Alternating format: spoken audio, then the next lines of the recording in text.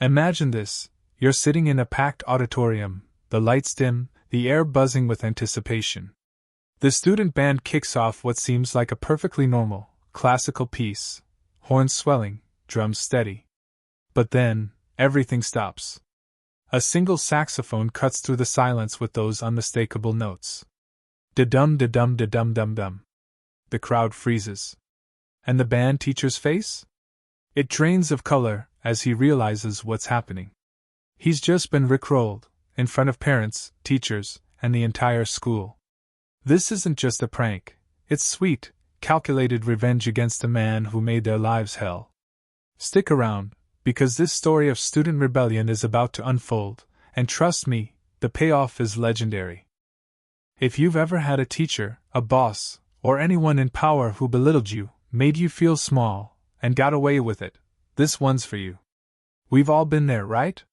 That burning desire for justice when someone steps all over your dignity.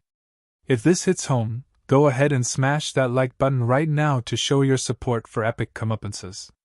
And if you're not subscribed yet, hit that subscribe button and turn on notifications, because we dive deep into the most satisfying revenge tales that remind us karma can be a beautiful thing. Let's get into it. Alright, let's set the scene properly. Our story comes from a high school somewhere in the heart of suburbia.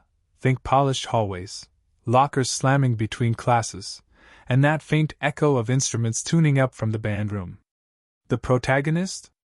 Let's call her Alex, a junior in the honors music program, passionate about her clarinet, but even more so about standing up for what's right. Alex wasn't alone. She had her two best friends, Elle and N, both fellow band geeks who'd been through the ringer together. They were the kind of kids who poured their souls into music, dreaming of symphonies and spotlights, only to have it all soured by one man, Mr. Harlan, their band teacher. Mr. Harlan wasn't just strict, he was a walking storm cloud. Picture him, mid-50s, wiry frame, always in a rumpled button-up shirt that smelled faintly of stale coffee and disappointment. His eyes would narrow behind those wire-rimmed glasses whenever a note went flat, but it wasn't constructive criticism he dished out. No, it was venom. He'd pace the room like a predator, baton slashing through the air, his voice booming over the cacophony of instruments. "You call that playing?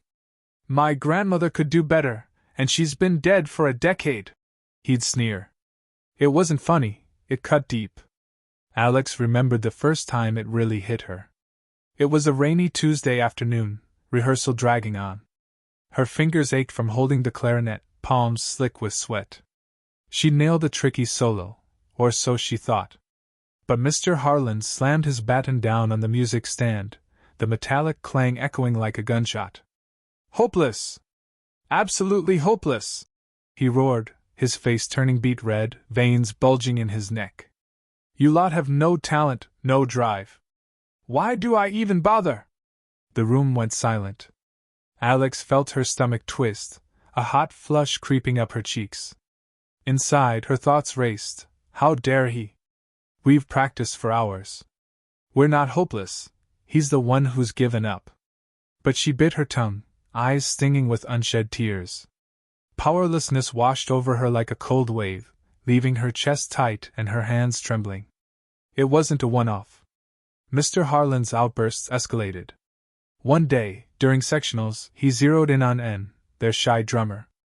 N had missed a beat, a tiny slip, but Harlan exploded. "You're wasting everyone's time. If you can't keep rhythm, maybe you should stick to banging pots in your kitchen."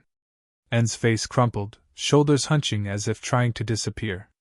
Elle, ever the fiery one, clenched her fists, whispering to Alex later in the hall. "This guy's a bully.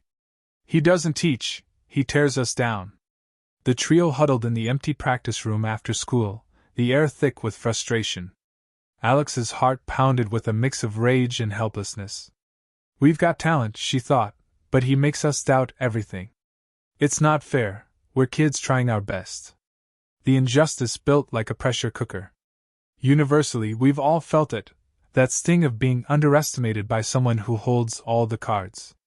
Betrayed by an authority figure who's supposed to lift you up, not crush your spirit. Alex lay awake nights, replaying his words, her mind a whirlwind, Am I really hopeless? No, screw that. We deserve better. It was disrespect wrapped in a power imbalance, leaving them craving validation, justice, anything to tip the scales. Then came the turning point. The annual honors concert was approaching, a big deal, completely student-led. No teachers in the loop. A senior named Mia had the reins, approving songs to keep it PG and surprising. It was their chance.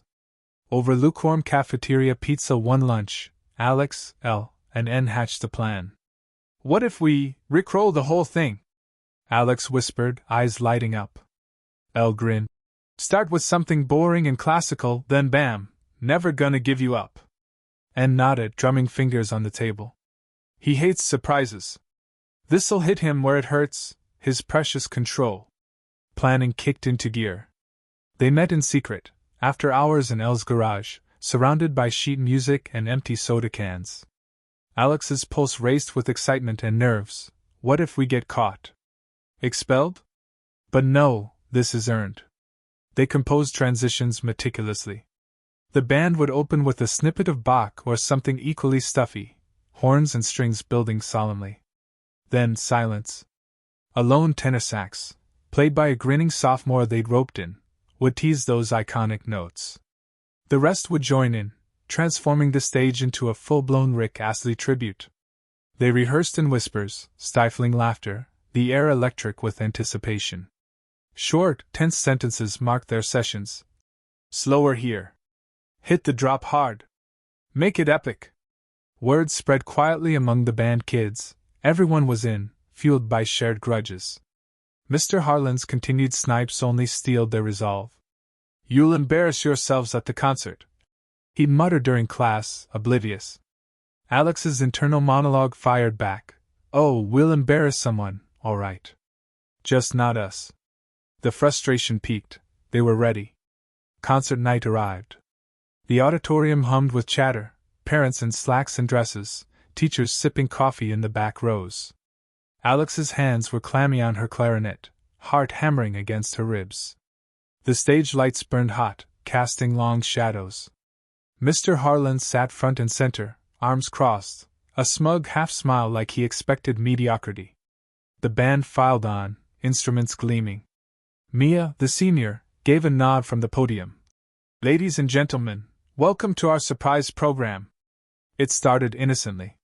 The opening piece, a stately march, filled the room with brass swells and precise percussion. Applause rippled politely. Then, the transition.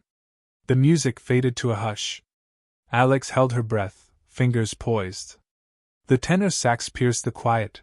Da-dum da-dum da-dum dum dum. Gasps from the crowd. Whispers. Is that? And then the full band erupted, guitars smuggled in, drums thumping the beat, voices joining in chorus. Never gonna give you up, never gonna let you down. Chaos ensued, in the best way. Laughter exploded from the audience, phones whipping out to record. Parents clapped along, teachers exchanged stunned looks. But Mr. Harlan? His jaw dropped, face paling to ashen white. He bolted upright, fists clenched, mouth opening and closing like a fish out of water.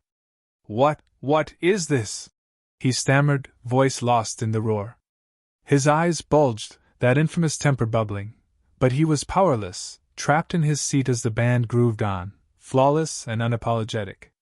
Alex locked eyes with him mid-solo, a triumphant grin splitting her face. Relief flooded her, warm, exhilarating, like shedding a heavy coat. This is for every insult, every doubt you planted.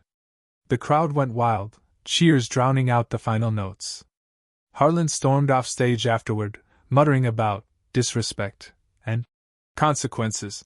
But the damage was done. Humiliated in his own domain, his authority shattered.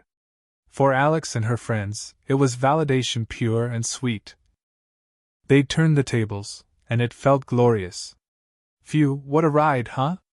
Stories like this remind us that sometimes, a little clever rebellion is the universe's way of balancing the scales. Karma doesn't always need to be cosmic. It can be as simple as a well-timed prank that restores a bit of fairness. If you've ever felt stepped on, take heart. Justice has a way of sneaking up when least expected. Makes you think, how far would you go for that sweet taste of payback?